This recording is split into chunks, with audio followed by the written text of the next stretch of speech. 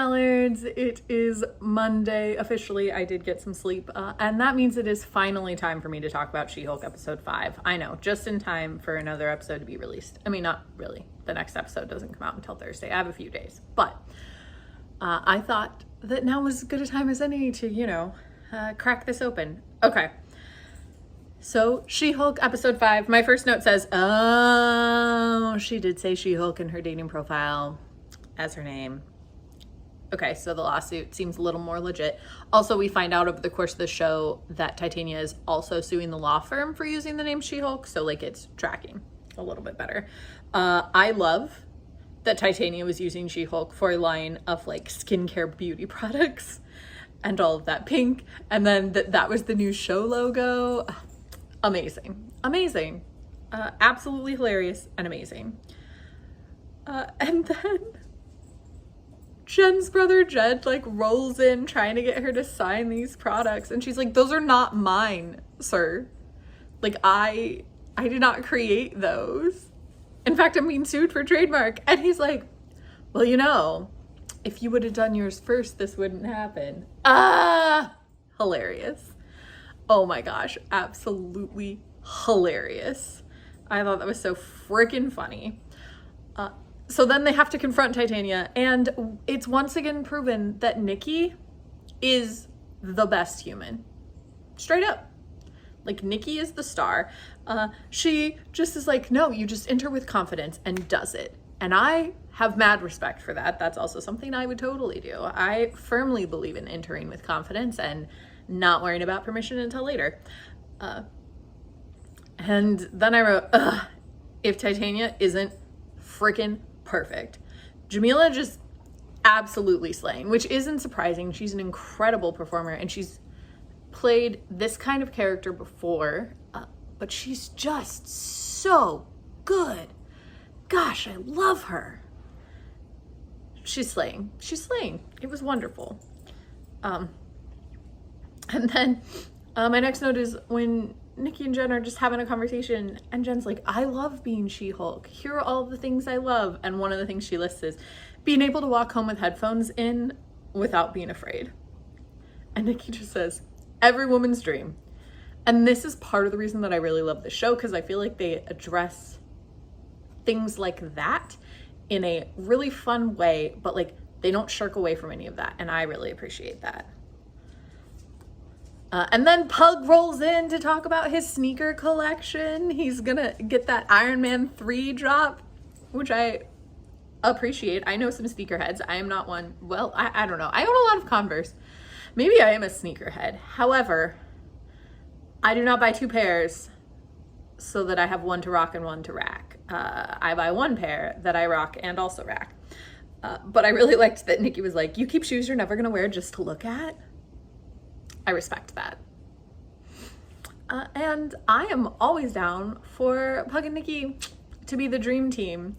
I like Pug a lot, and we didn't get much of him the last episode, so I'm happy to have him back.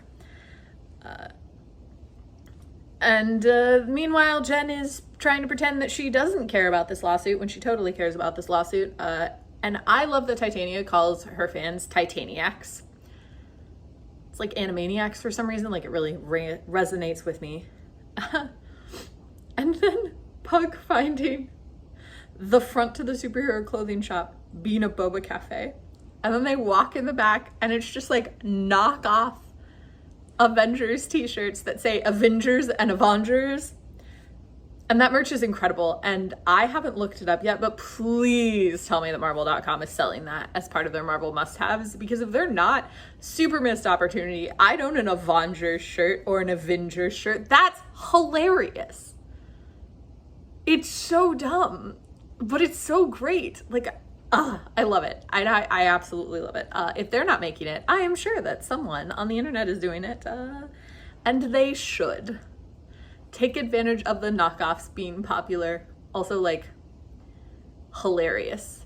I'd never thought about that before, even though I know that that's sort of what happens with knockoff fancy bags and stuff, but the idea that Avengers merch would be so fancy that you'd make knockoffs, hilarious.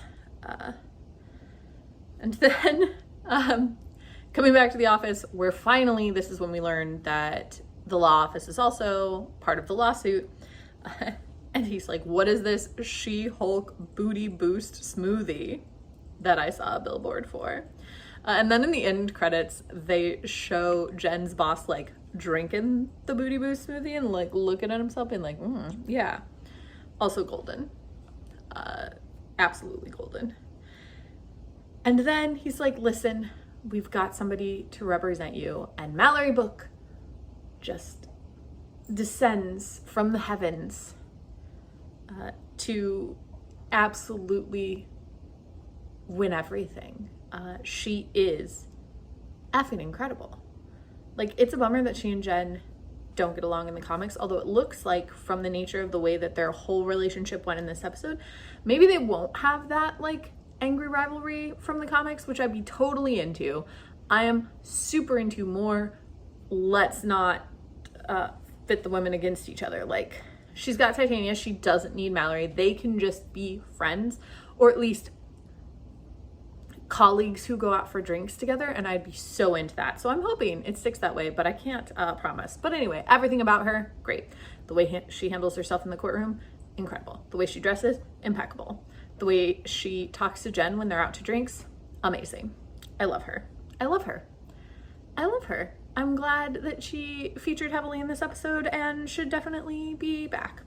And then everyone really gets on Jen about her clothes. And the thing is that they're not wrong.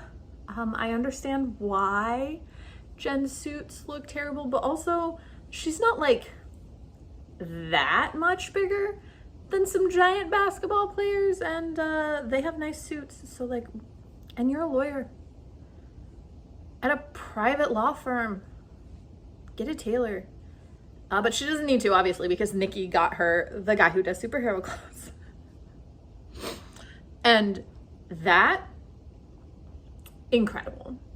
Every scene with him, absolutely amazing. I loved the setup. I loved all of the things in his background. I loved the way that he worked. I loved his attitude. Of course, can't mention that without talking about the little Daredevil hint. Love that Matt gets clothes from this guy. Like, I love that he exists, because it is a thing in the MCU comics. Like, there are several people who do clothes for superheroes and like make suits and stuff like that. And like, obviously there would be, right? Because like Tony makes his own, but who makes everything else? Don't you be telling, okay, maybe Steve Rogers can sew. He was a Depression era kid. He probably knows how to sew. But like, no one can tell me that Clint Barton makes his own clothes. No way. Absolutely not.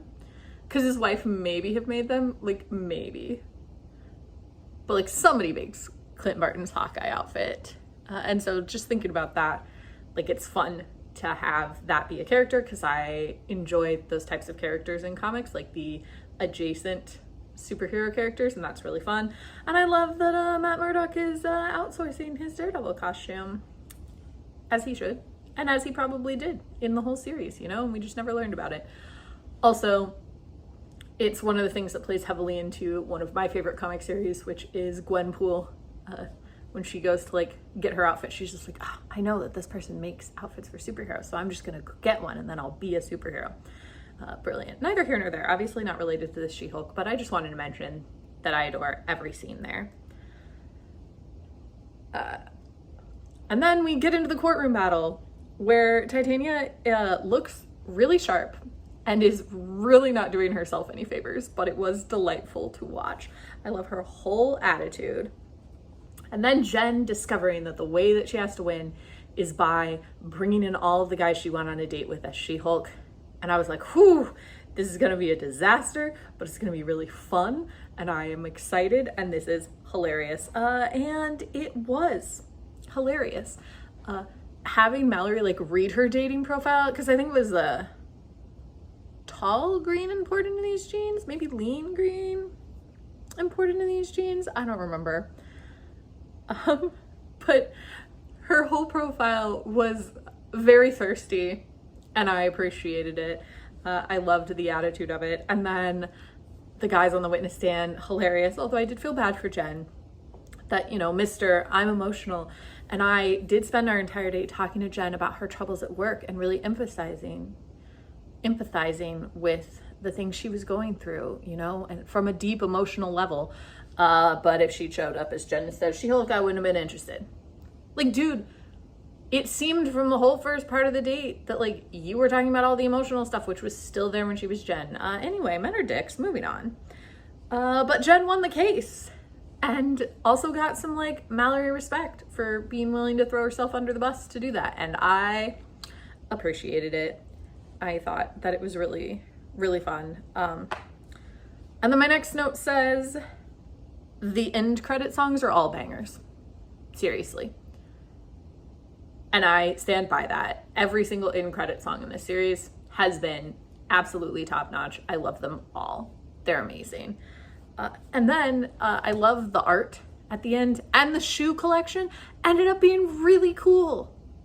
Like, I totally get it, Pug. I would go crazy over those shoes. The Deadpool shoes look so cool, and the Spider-Man ones, and, like, honestly, I think the low tops are Black Panther, maybe.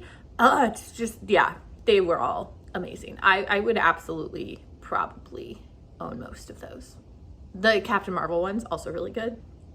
The Star-Lord one's hilarious because, like, above the tongue of the shoe, they have, like, his goggles, or, like, the front tongue of the shoe looks like his face mask. So it's got those eyes. They're ridiculous. Absolutely ridiculous. This concept art is top notch. And I totally get being a person who wants to own those shoes. My judgment, over.